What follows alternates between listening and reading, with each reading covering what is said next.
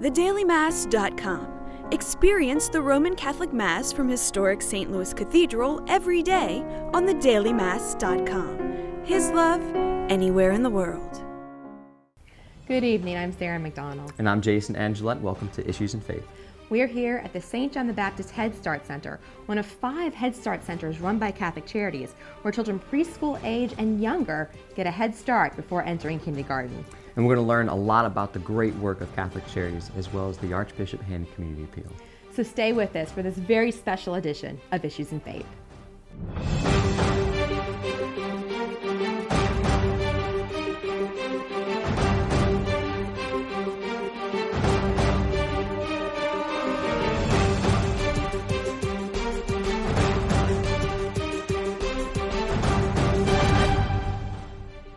And we're back here at the St. John the Baptist Head Start program here in the center in New Orleans. And I'm joined with Sister Marjorie Hebert. Thank you very much for being with us and for all the work that you do. Tell us, start us off. Remind us the ministry and role of Catholic Charities.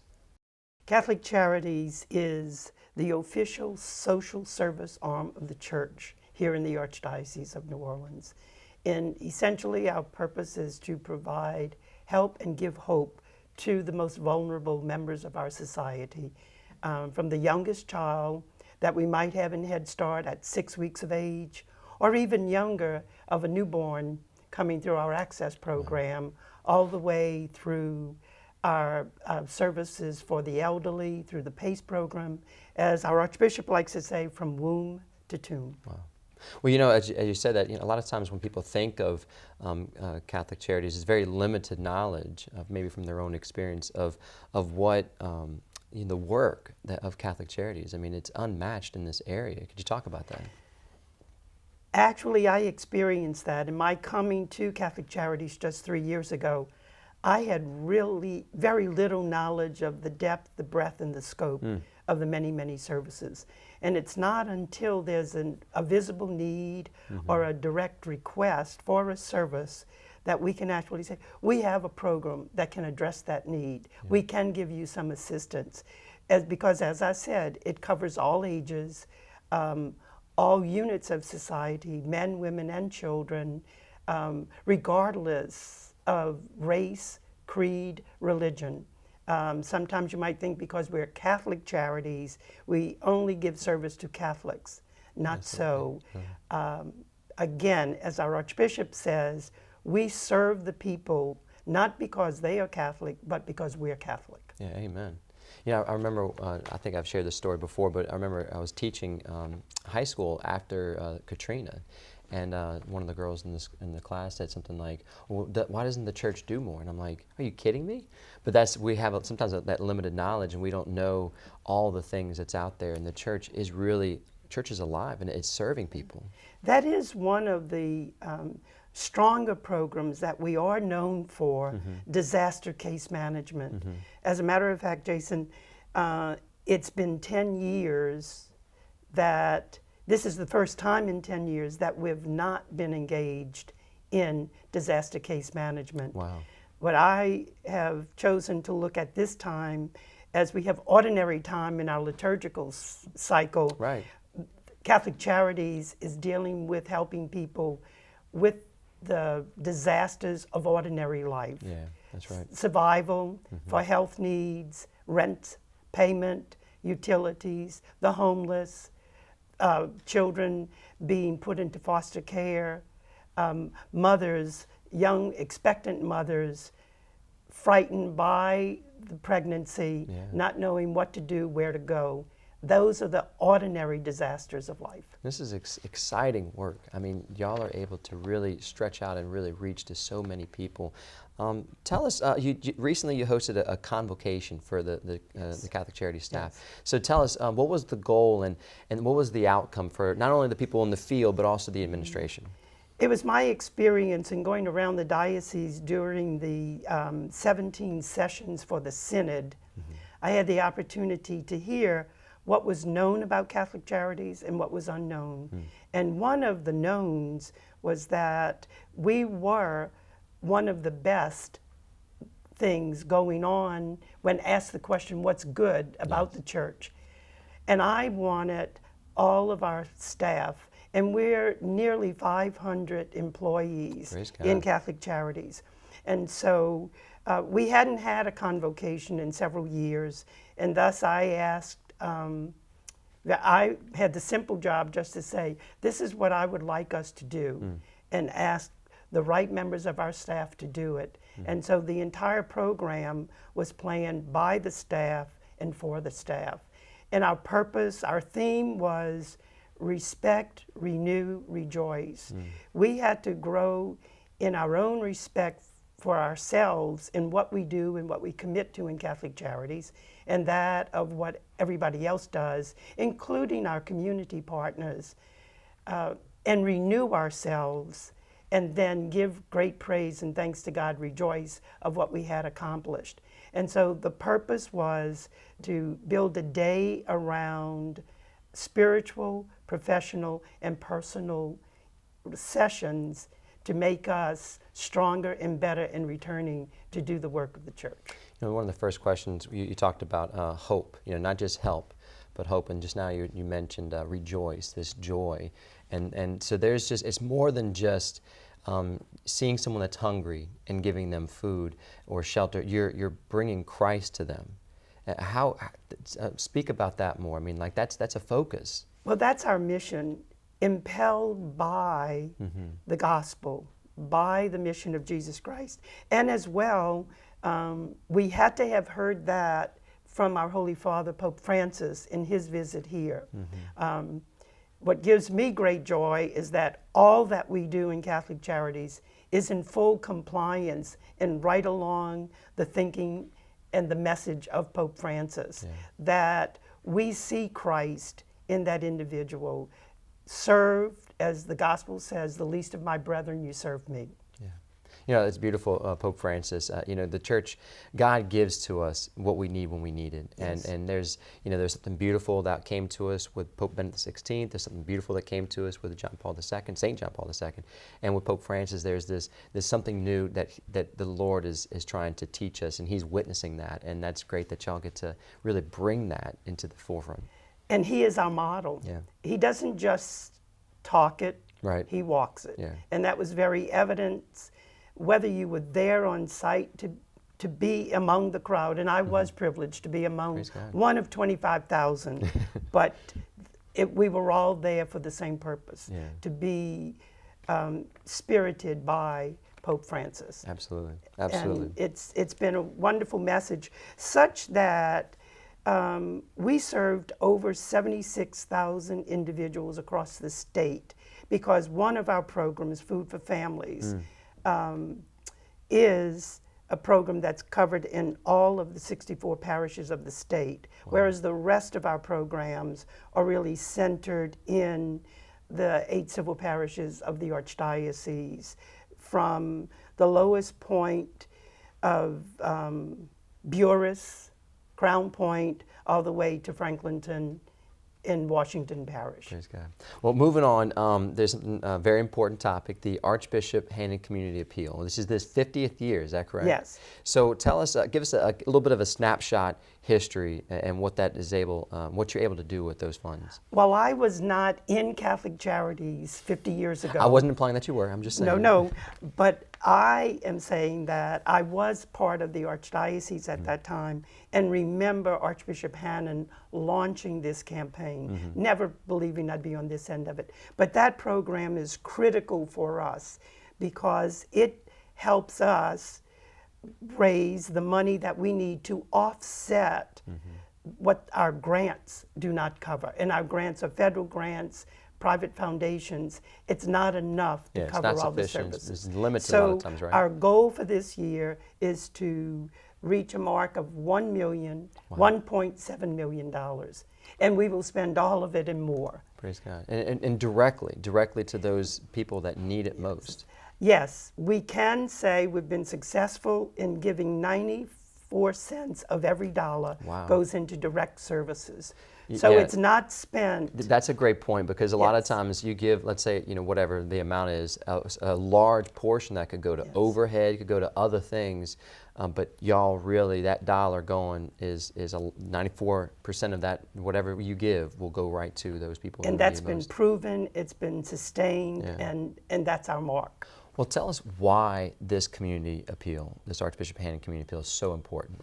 The importance of the appeal is that it gives us the funds that we need to offset the monies not covered in our grants. No grant usually covers the whole program, and so those undesignated funds lets Right. us choose how to use the money. Yeah, so like you get some money coming in, and most of the time, if it's a grant, it's very specific of where that money goes. But then Exactly. there's other needs. Yes, yes. What's important about it is that this year's goal is $1.7 million. We need every dollar of that 1.7 to offset the undesignated needs Right. of so many of our programs.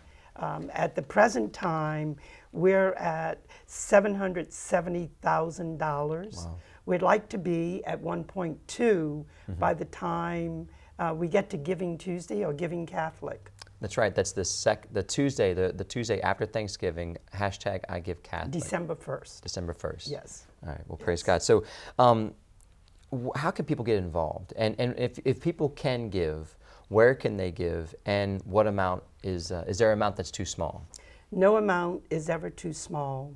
Every dollar that you give to us, we fully use, and I remind you that we use 94 cents of every dollar for direct services. Praise God. You can learn more about us by visiting our website, ccano.org. That will give you not only information about the campaign, but it will also tell you more about our direct services and many programs. Yeah, I mean, you have a list of programs of all the things that's going on all Exactly. over the state, all over our archdiocese. And it's something, too, that I think sometimes we can have like something that's close to us, like a particular thing that someone can obviously give directly to that particular program, or give to the campaign, which could then help funnel it in the proper places. Correct. But That if needs an help. individual wants to give directly, yes, that's helpful and beneficial. But in this particular campaign, Right. it's that undesignated funding That's that very we need. needed. Yes. Well, Sister, thank you very much for all that you do. It really is impressive to hear all about the Catholic Charities, all the things that y'all are doing, and just continue to keep us informed of what's going on and how we can help you, and hope a lot of people participate in the campaign. Thank you. And if you out there need help from Catholic Charities, please call. Thank you very much. And this is Issues in Faith here at St. John Head Start. The heart of Woman's New Life Center is its outreach to women in unplanned pregnancies, especially those who are seeking an abortion. Our professional counseling services, combined with free ultrasound tests, provide each woman with the nurturing she needs while also revealing her unborn child to her. For more information about the life-saving work of Woman's New Life Center, call 504-831-3117 or visit womansnewlife.com. We're back at the St. John the Baptist Head Start Center in New Orleans talking about the Archbishop Hannon Community Appeal, and we are very happy to have the Archbishop's great-nephew, J.T. Hannon, with us. Thank you so much, J.T. Good to be here. Thank you for having me. Well, you are here to celebrate your great-uncle's legacy of giving in the community. Tell us a little bit about the Archbishop and what it means that this campaign is named for him, the founder of the campaign. It's kind of interesting. Uncle Phil, as we call him, brought me to New Orleans 20 years ago because I went to Loyola in 1995, and he really thought it would be good to have some family here, and so I ended up going to Loyola, and my two younger sisters accompanied me to Loyola. So we've had a long tradition in New Orleans, and we've just tried to basically keep his legacy of giving. His motto is charity is the bond of perfection, and so we really have tried to do that in our daily lives from the example he's given us over the years. And his legacy is so very prolific, not only in the work of Catholic Charities throughout the whole city. When you talk to people and you say, I'm J.T. Hannon, do they automatically assume that you're related to the Archbishop? Because he was everyone's Archbishop. Yeah, exactly. Yeah, it kind of takes people a few minutes to get it, but once they do, they're like, oh, he baptized me, he did my confirmation, he participated in this event in a rural parish. Like he seemed to be everywhere for everyone, and so and that's what we've tried to do in our family, is try to do the same. And Hannon Community Appeal and Catholic Charities is really kind of our main vehicle to do that. You know, it's interesting. Alden the Board passed away last year, and the Hannon Community Appeal started between an interaction between Alden and Uncle Phil, where he was trying to get $150,000 in 1965, yes, 50th anniversary, and for a summer witness. And he felt like he needed a big league gift, and Alden the Board wrote him a check for $25,000 on the spot. And so he was like, this has the potential to be, you know, the primary fundraising mechanism for the Archdiocese, and I think that legacy is proven out.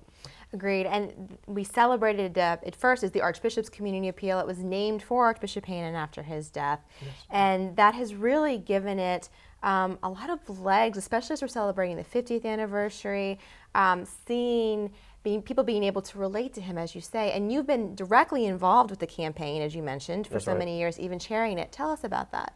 I was chair 2 years ago, and I'd signed up for that not knowing that I would have infant children at the time. So it was a very busy. Those infant children can always throw curveballs. Yeah, that was pretty wild. So, but it worked out well. I think we raised over 1.8 million that year, and we've, I think, really set a great bar of raising over 1.4, 1.5 throughout. And so, as Sister Marjorie often refers to, every dollar that we raise is leveraged 7 times. And so it really gives us the ability as a church to do more and more things, which I think is fills the gap between what the public sector can do and then what is available from the private sector. So we're in a very needed space, and it's been wonderful. You know, the Catholic Foundation dinner last night, you know, I saw a lot of folks that who have done the similar Yes. work, and you know, it's a very loving and great network of volunteerism. Speaking of your great uncle's legacy, the Catholic Foundation was founded by Archbishop Hannon. Yep. But back to the appeal, you chaired the appeal, and the appeal is really driven, of course, through some staff direction, but by the volunteers in Right. the community. That's why it's the community appeal. What does that mean to you, to see that network of people come together? Well, I really got started with it.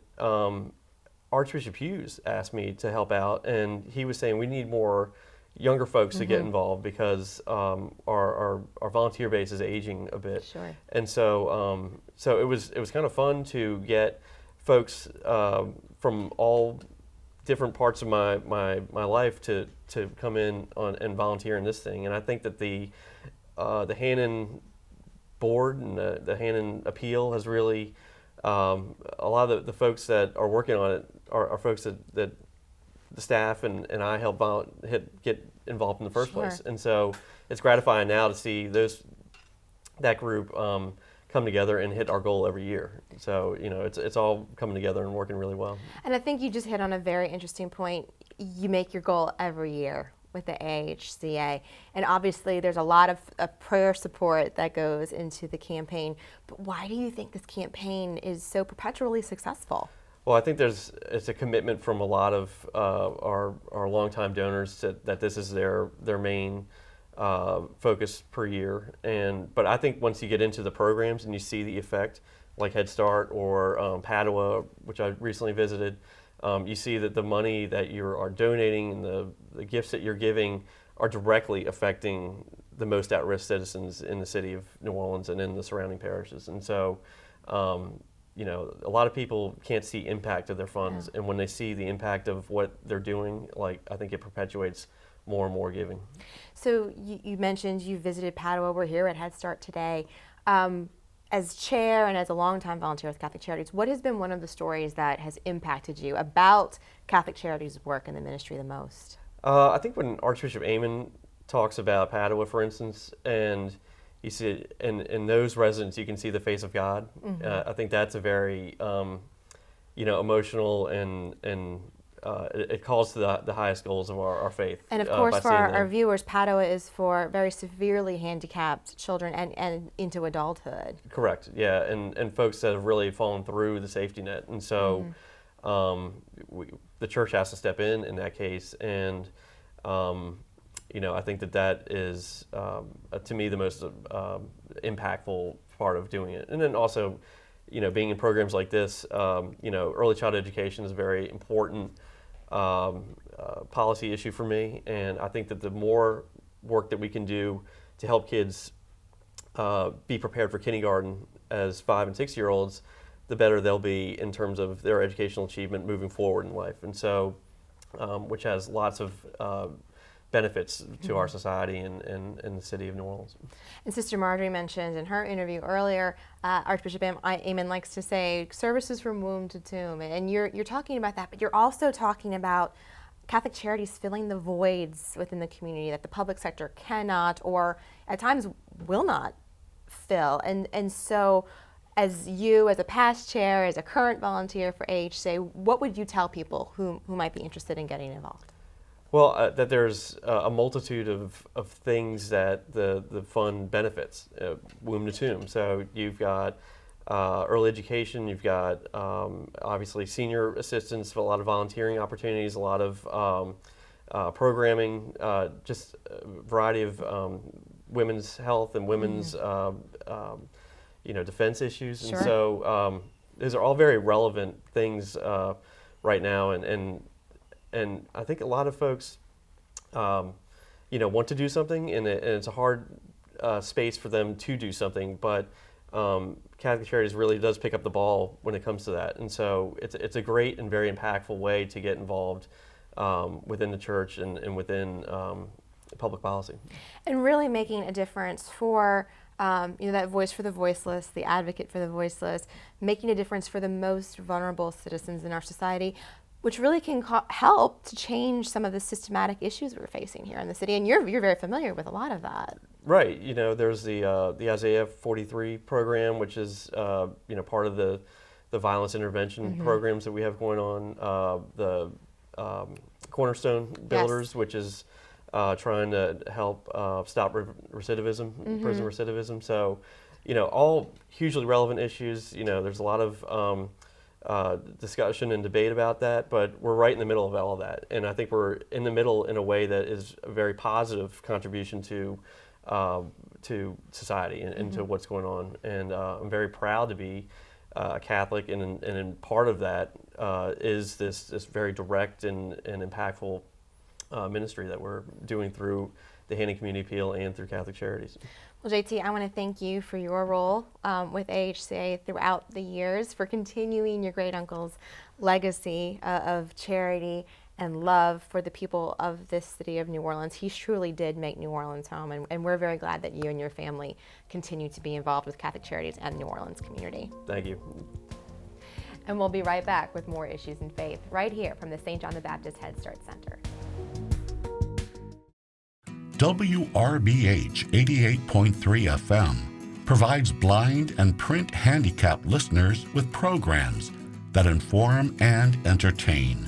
To learn more, contact 504-899-1144 or wrbh.org.